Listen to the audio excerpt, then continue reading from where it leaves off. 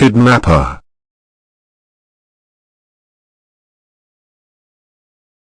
Chapter 2.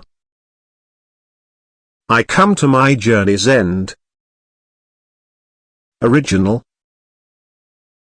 In the forenoon of the second day, coming to the top of a hill, I saw all the country fall away before me down to the sea, and in the midst of this descent, on a long ridge, the city of Edinburgh smoking like a kiln. There was a flag upon the castle, and ships moving or lying anchored in the firth, both of which, for as far away as they were, I could distinguish clearly, and both brought my country heart into my mouth. Presently after, I came by a house where a shepherd lived, and got a rough direction for the neighbourhood of Grammond, and so, from one to another, worked my way to the westward of the capital by Colinton, till I came out upon the Glasgow road. And there, to my great pleasure and wonder, I beheld a regiment marching to the fifes, every foot in time an old red-faced general on a grey horse at the one end, and at the other the company of grenadiers, with their pope's hats. The pride of life seemed to mount into my brain at the sight of the red coats and the hearing of that merry music. A little farther on, and I was told I was in Grammond parish, and began to substitute in my inquiries the name of the House of Shaws. It was a word that seemed to surprise those of whom I sought my way. At first I thought the plainness of my appearance, in my country habit, and that all dusty from the road, consorted ill with the greatness of the place to which I was bound. But after 2, or maybe 3, had given me the same look and the same answer, I began to take it in my head there was something strange about the Shaws itself.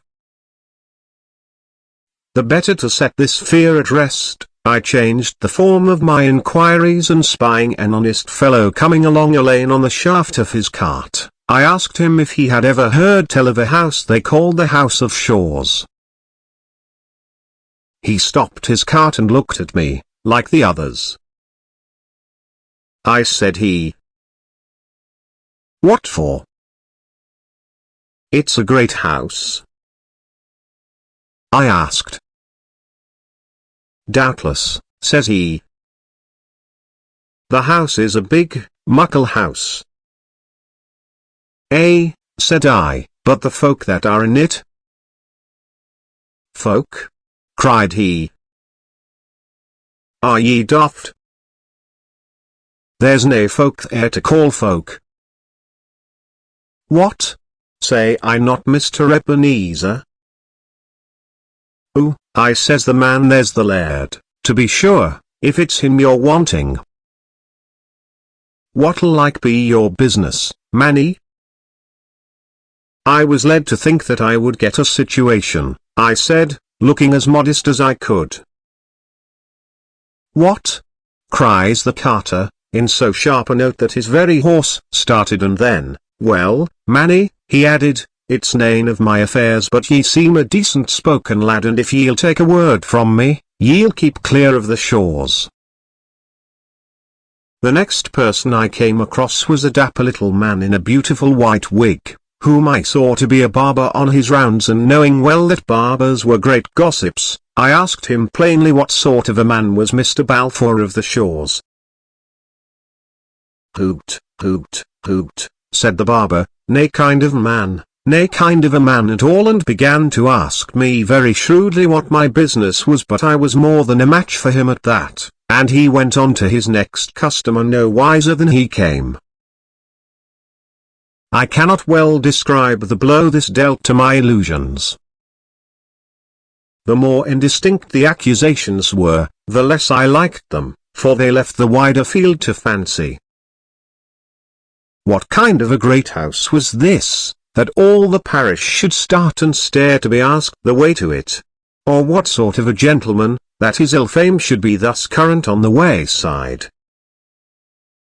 If an hour's walking would have brought me back to a St. John, I had left my adventure then and there, and returned to Mr. Campbell's. But when I had come so far away already, mere shame would not suffer me to desist till I had put the matter to the touch of proof. I was bound, out of mere self-respect, to carry it through, and little as I liked the sound of what I heard, and slow as I began to travel, I still kept asking my way and still kept advancing. It was drawing on to sundown when I met a stout, dark, sour-looking woman coming trudging down a hill, and she, when I had put my usual question, turned sharp about, accompanied me back to the summit she had just left, and pointed to a great bulk of buildings standing very bare upon a green in the bottom of the next valley. The country was pleasant round about, running in low hills, pleasantly watered and wooded, and the crops, to my eyes, wonderfully good, but the house itself appeared to be a kind of ruin. No road led up to it, no smoke arose from any of the chimneys, nor was there any semblance of a garden. My heart sank. "That," I cried. The woman's face lit up with a malignant anger. "That is the House of Shores," she cried. "Blood built it, blood stop the building of it, blood shall bring it down. See here," she cried again. I spit upon the ground, and crack my thumb at it. "Black be its fall. If ye see the laird, tell him what ye hear, tell him this makes the 1219 time that Jennet Clouston has called down the curse on him and his house, byre and stable, man, guest, and master, wife, miss, or bairn. Black, black be their fall." And the woman, whose voice had risen to a kind of eldritch sing-song, turned with a skip, and was gone. I stood where she left me, with my hair on end. In those days folk still believed in witches and trembled at a curse, and this one, falling so pat, like a wayside omen, to arrest me ere I carried out my purpose, took the pith out of my legs. I sat me down and stared at the House of Shores. The more I looked, the pleasanter that countryside appeared, being all set with hawthorn bushes full of flowers, the fields dotted with sheep, a fine flight of rooks in the sky, and every sign of a kind soil and climate, and yet the barrack in the midst of it went sore against my fancy. Country folk went by from the fields as I sat there on the side of the ditch, but I lacked the spirit to give them a good e'en. At last the sun went down, and then, right up against the yellow sky, I saw a scroll of smoke go mounting, not much thicker, as it seemed to me, than the smoke of a candle, but still there it was, and meant a fire, and warmth, and cookery, and some living inhabitant that must have lit it, and this comforted my heart.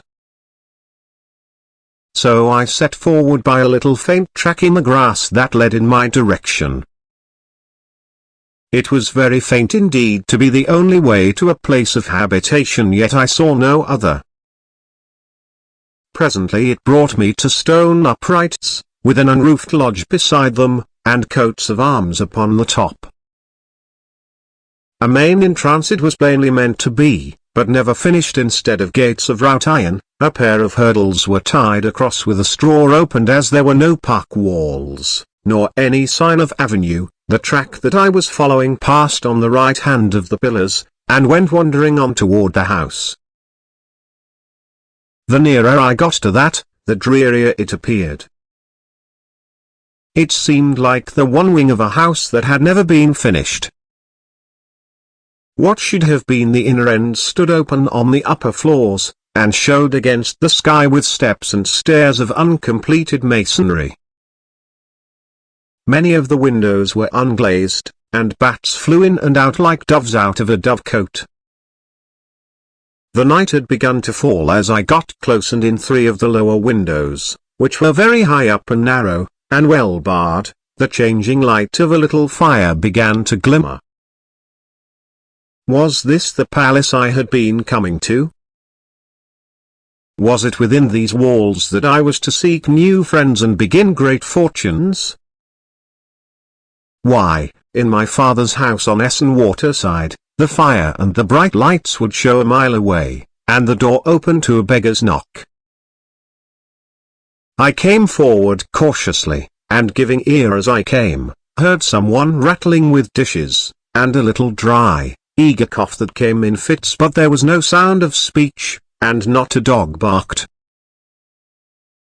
The door, as well as I could see it in the dim light, was a great piece of wood all studded with nails, and I lifted my hand with a faint heart under my jacket, and knocked once.